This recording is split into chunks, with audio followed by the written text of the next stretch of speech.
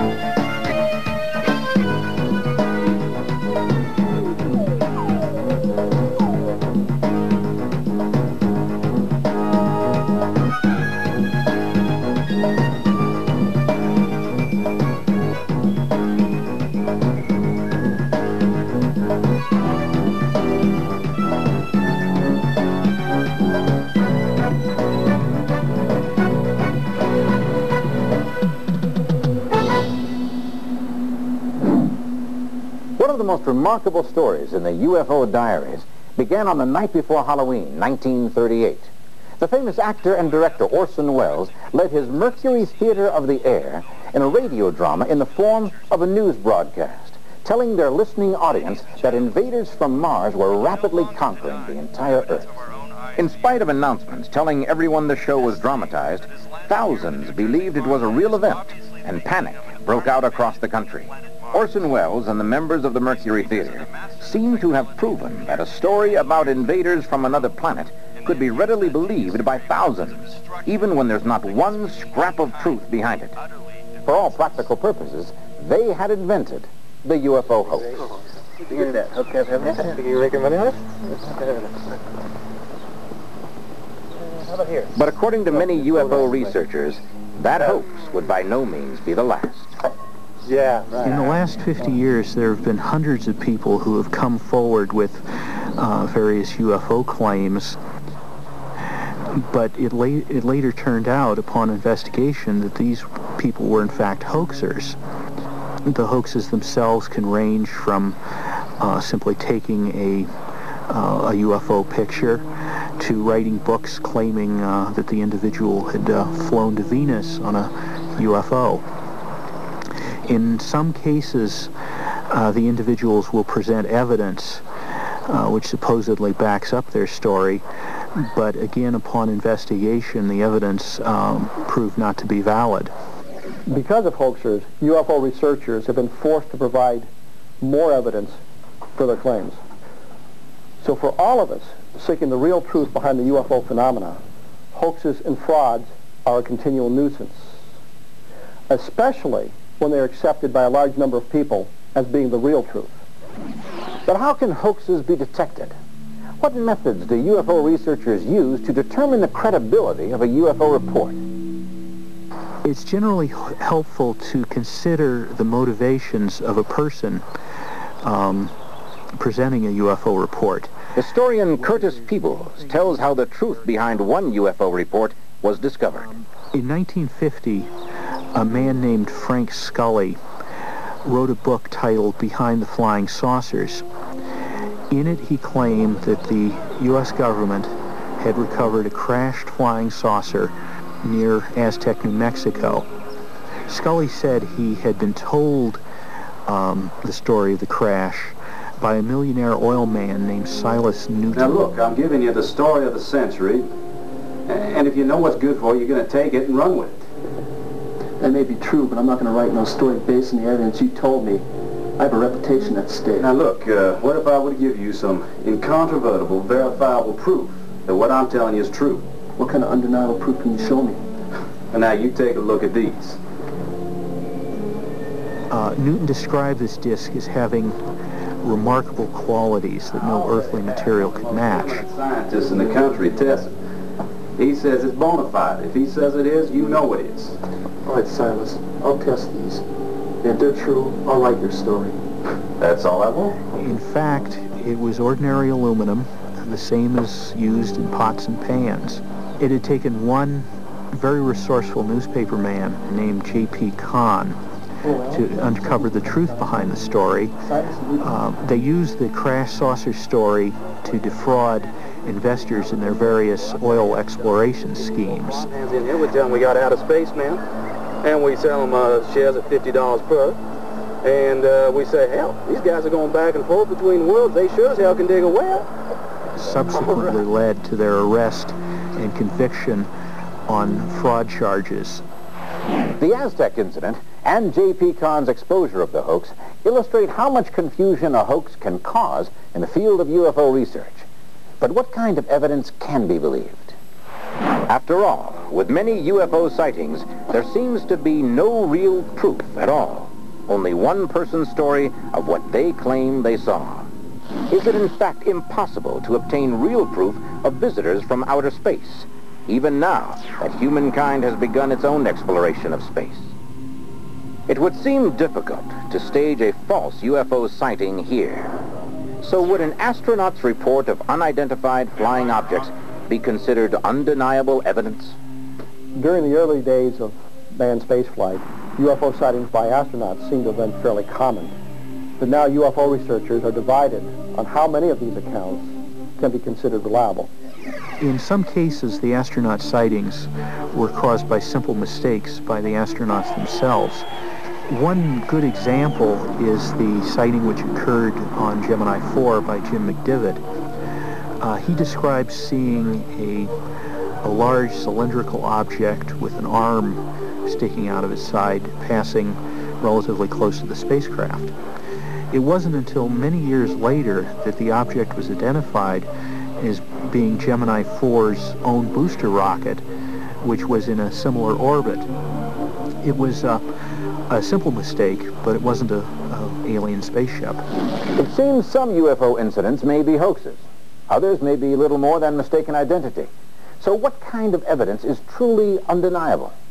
Can we believe a UFO sighting that leaves visible traces and is photographed by dozens of observers and that continues to occur night after night? Or could even this kind of sighting somehow be faked? One of the most controversial events in UFO history, the Gulf Breeze sightings, when UFO Diaries return. Some of the most talked about UFO reports of all time have come from this one small part of Florida, Gulf Breeze. Located between Eglin Air Force Base and the Pensacola Naval Air Station, it seems reasonable for the sky over Gulf Breeze to often be filled with aircraft. But these flying objects are not what one might expect to see. In November of 1987, a builder in Gulf Breeze, Florida by the name of Ed Walters said that while he was working at his desk, he noticed a light outside his window. When he went out to check, it was a UFO craft. He happened to have a camera.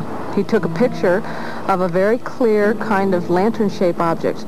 In quick succession over the next few weeks, he was able to take a whole bunch more very clear UFO photos that many ufologists have both endorsed and found to be maybe a little too perfect, if you catch my drift. He had a lot of other elements to this story that are a little strange to accept. Ed had a situation where he was lifted up towards the craft and apparently dropped back down, although we're not sure if there wasn't perhaps more that happened to that. He had a lot of incidents of aliens apparently talking to him in his mind. There's a videotape which is extremely dramatic of the craft which Ed took. Ed was also being abducted in the middle of these experiences, some of which he's recalled consciously, some with hypnotic regressions. Very dramatic content revealed. As intriguing as this story may be, how much of it do we know for a fact? The best evidence of Walter's account is the photographs, but do they really prove anything? He has people that are residents of the Gulf Breeze region who corroborate his report by having seen the same type of craft. Unfortunately, there haven't been other residents in Gulf Breeze that have taken similarly clear pictures. Dr. Bruce Maccabee, who is an optical physicist and a very respected scientist, works for the government, as a matter of fact, has analyzed the films, the cameras, the whole situation, and testified to the authenticity of the pictures, and it's a very solid, very powerful case. It would seem the Gulf Breeze sightings make up the most reliable and credible accounts ever of an encounter with UFOs. But could even these reports somehow be false? Apparently, the Gulf Breeze sightings have split the UFO research field into two factions: those who believe in Ed Walters' story and those who do not.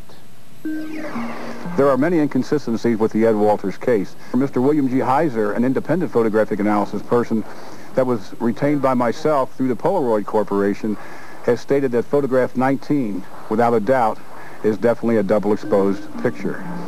Photo 19 was a picture of a UFO taken on a roadway. The truck that Ed Walters was driving in was off of the roadway. He took this picture through the windshield of his truck. It shows an object allegedly hovering over the roadway, shining a light from the bottom of the craft onto the roadway. There is no reflection of the UFO in the hood of the truck. The object is what we call in the envelope area of the picture, which means that there very definitely should be luminosity reflecting off of the hood of the truck. Ed Walters' son, Danny, has a friend named Tommy who later came out and claimed that he helped Ed Walters manufacture some of the photos. And Walters subsequently denied a lot of what was going on. And when the evidence came out that Walters had also been a party to making fake pictures during some of his children's parties, it began to look suspicious to a lot of UFO researchers. I think there's a lot that needs to be looked into. There was a model found in a home previously owned by Ed Walters. This home was bought by Sarah and Robert Menzer.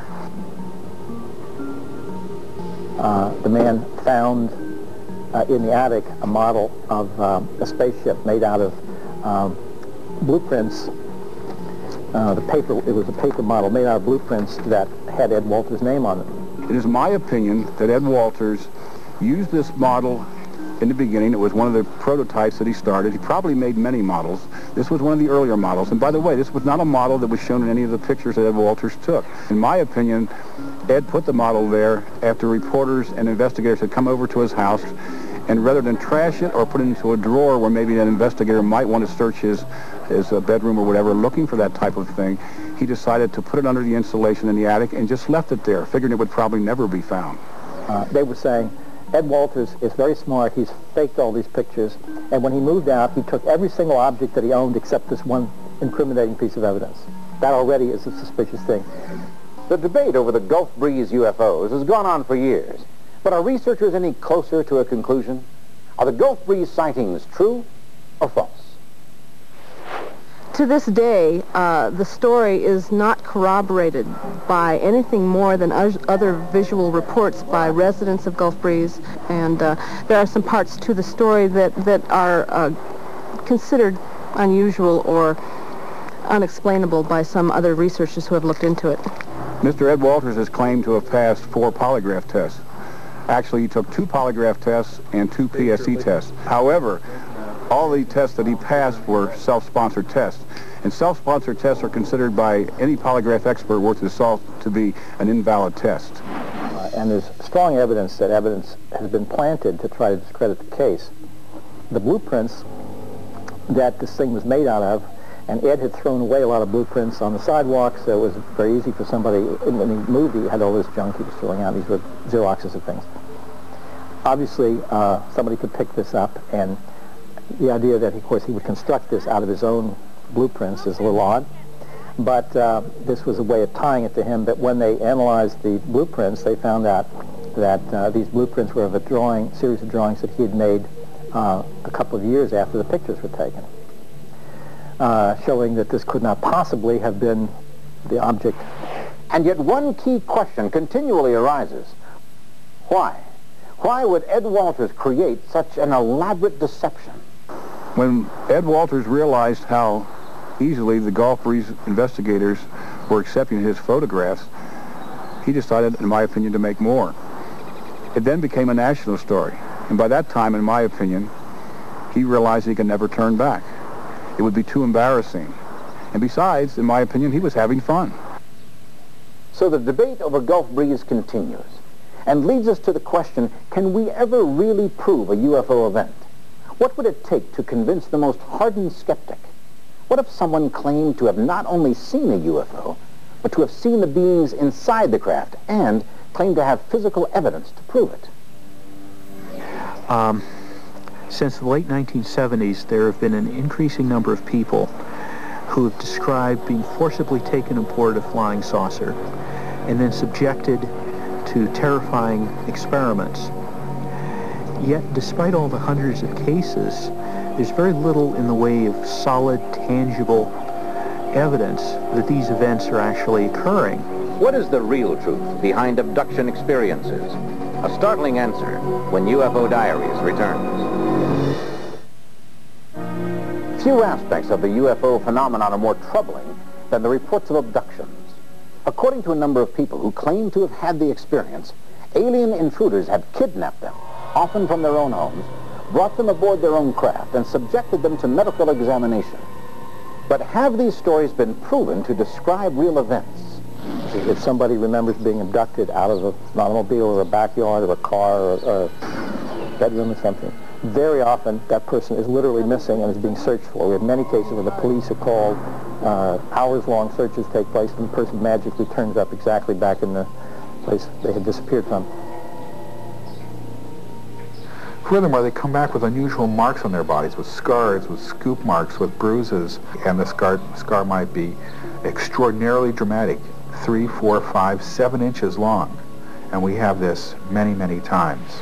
But do scars that seem to appear from nowhere and episodes of missing time really constitute tangible proof that these abduction experiences are real? In terms of hoaxes, outright hoaxes with abductions, I think they're very, very rare. The point is, if somebody comes to you and says, I have these memories, I remember, you know, these little people around the bed, I remember floating out a window, I remember this and that. I don't know whether I'm going crazy or not. I've been to a therapist. I don't know what to make of this. It really upsets me. Taking UFOs seriously, and especially reporting them, is very difficult for many people. May even be dangerous for them, given the fact that there's so much ridicule associated with it. Anyone who sees a UFO is often accused of being insane, hallucinating, or drunk, and it's been so for 100 years at least. Abductees know that something strange, unusual, maybe even horrific has happened to them, but they have only a very vague, in most cases, very vague memory of what it is. But they know something's there, and somehow they don't seem to be able to get to what it is. Ever since the Barney and Betty Hill case, the typical means of getting to what happened to them has been hypnosis. Why don't we count backwards from 10? 10. 9. Get on that ship. We did something. Hypnosis does seem to open up this memory block or whatever is preventing recollection. And what comes out is this quite elaborate and sometimes horrific story of the abduction, with physical examination, strange beings, the whole familiar works. Does hypnosis indicate alien abductions are real? Or does it prove that something quite different may be happening?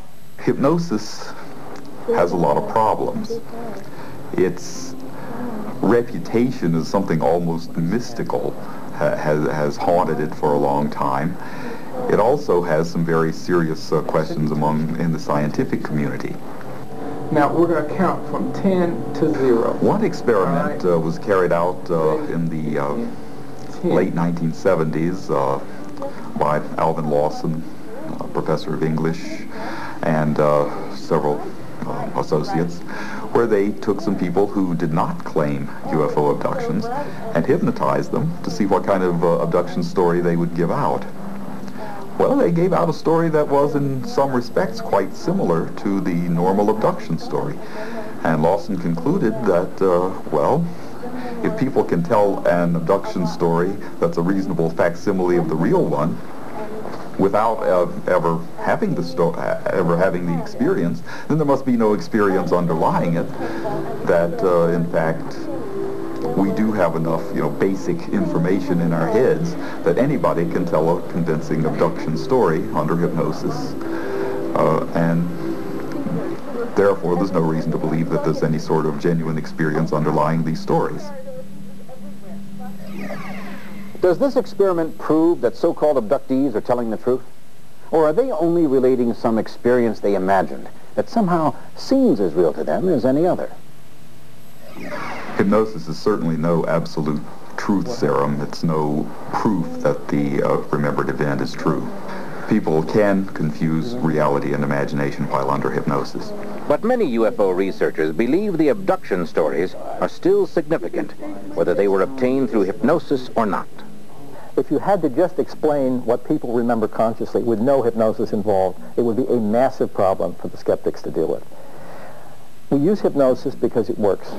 It seems that some UFO researchers have indeed set a high standard for the kind of evidence they will accept as genuine. So how many UFO reports survive this kind of scrutiny? How will we finally know when we have undeniable evidence? The quest for final proof when UFO Diaries returns.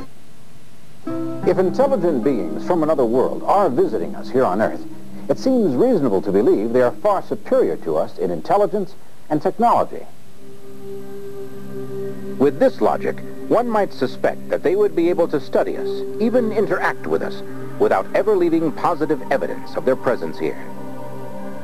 Does this mean, then, that we'll never be able to prove or disprove the existence of extraterrestrial beings on Earth? It's a question of evidence. Are the abduction accounts alone sufficient to prove the event is occurring, or is something more tangible needed? Something like, say, the landing on the White House lawn. I don't understand the motivation for making general statements like, if these things exist, where's the physical evidence? All elements of physical evidence that you could possibly want exist. We have pieces of material that allegedly came from a flying saucer in private hands. We have landing trace cases where the UFOs, the flying saucers, interact with the environment, and there are things that can be studied there. We have photographic cases where the computer enhancement techniques and whatnot have not been able to tell us a mechanism for hoaxing the photos. We have not found the strings holding the object up, for example. There are videotapes, there are movie footage. There are good eyewitness accounts from credible individuals. There are multiple witness cases.